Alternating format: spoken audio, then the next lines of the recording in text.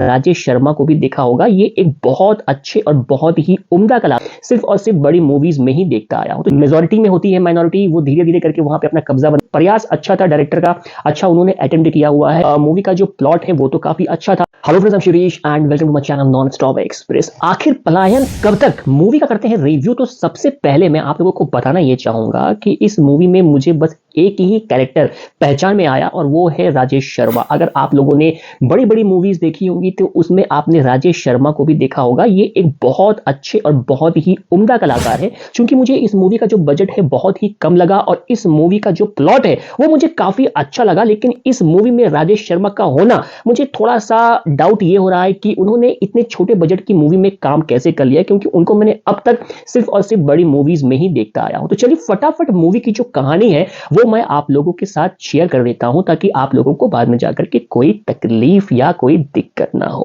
कहानी की जो स्टार्टिंग होती है उसमें दिखाया यह जाता है कि पुलिस वालों को एक सिर कटी लाश मिलती है एक मोहल्ले से, और उस मोहल्ले में जो संख्या जो कि पॉपुलेशन है वो माइनॉरिटीज की ज्यादा है। पहले वहां पे मेजोरिटी मतलब हिंदू लोग ज्यादा रहते थे, लेकिन उसके बाद धीरे धीरे करके हिंदू परिवार जो है उस मोहल्ले को छोड़ के पलायन कर रहे होते हैं और वहां पे जो मुस्लिम्स होते हैं वो वहां पे कब्जा किए होते हैं।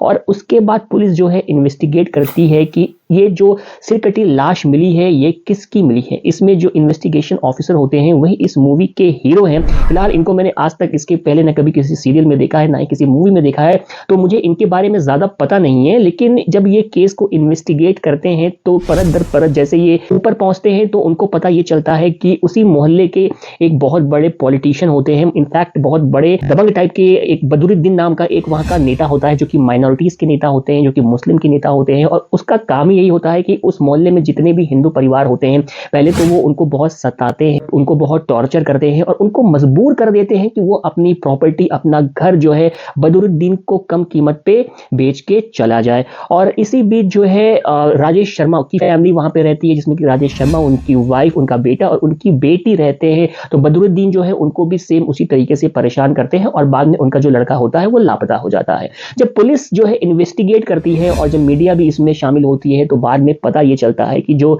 कटा हुआ सर का जो लाश मिलता है वो राजेश शर्मा का लड़के का होता है, जिसको कि बदरुद्दीन ने बहुत ही बेरहमी से कत्ल किया होता है।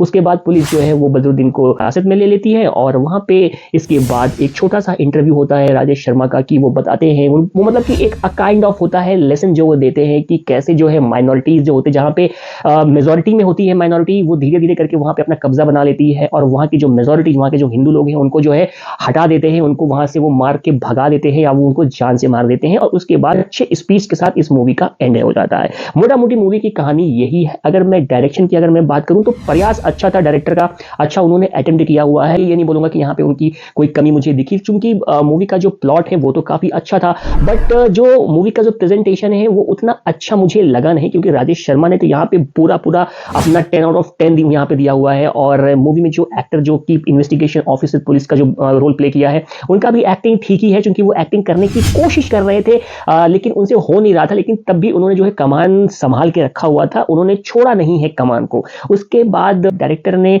यहाँ पे एक अच्छा अटेम्प्ट करते हुए उन्होंने निराश तो नहीं कह सकते कि उन्होंने ऑडियंस को वो निराश करेंगे। अब मैं चलिए बात कर लेता हूँ एक्टिंग की। अगर मैं एक्टिंग की अगर मैं बात करूँ तो यहाँ पे राजेश शर्मा को मैं पहचानता हूँ। बाकी इस मूवी में जितने भी कैरेक्टर हैं उनको मैंने किसके पहले कभी देखा नहीं। हो सकता है कि वो लोग इसके पहले सीरियल्स में काम करते होंगे या छोटी मोटी मूवीज में आए होंगे, लेकिन मैंने उनको पहली बार देखा है। तो यहाँ पे राजेश शर्मा का काम मुझे बहुत अच्छा लगा, 10 आउट ऑफ 10 उनका काम लगा मुझे। और भी जितने भी कैरेक्टर्स है सारे लोगों ने ठीक ठाक यहाँ पे एवरेज से काम यहाँ पे किया हुआ है।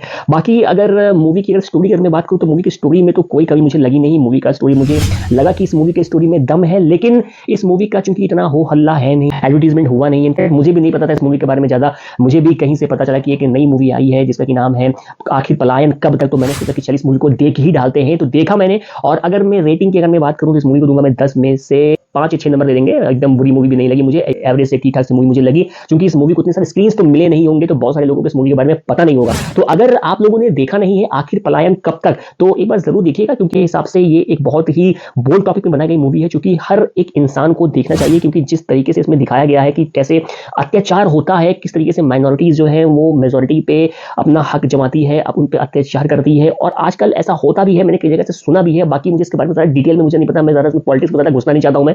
मुझे मूवी ठीक ठाक लगी, अच्छी लगी और मैं रिक्वेस्ट ये करना चाहता हूँ कि हर किसी को ये मूवी एक बार देखनी जरूर चाहिए। तो देखिए, एंजॉय करिए। अब बताइए कि आप लोगों को आखिर पलायन कब तक मूवी कैसी लगी, और अगर मेरे वीडियोस आपको पसंद आ रहे हैं तो प्लीज मेरे चैनल को लाइक, शेयर और सब्सक्राइब जरूर करिएगा, ताकि इसी तरह से अच्छे अच्छे रिव्यूज और वीडियोस आपके लिए बनाता रहूं और आपका प्यार पाता रहूं। मिलते हैं अगले रिव्यू वीडियो के साथ। Till then, bye bye and take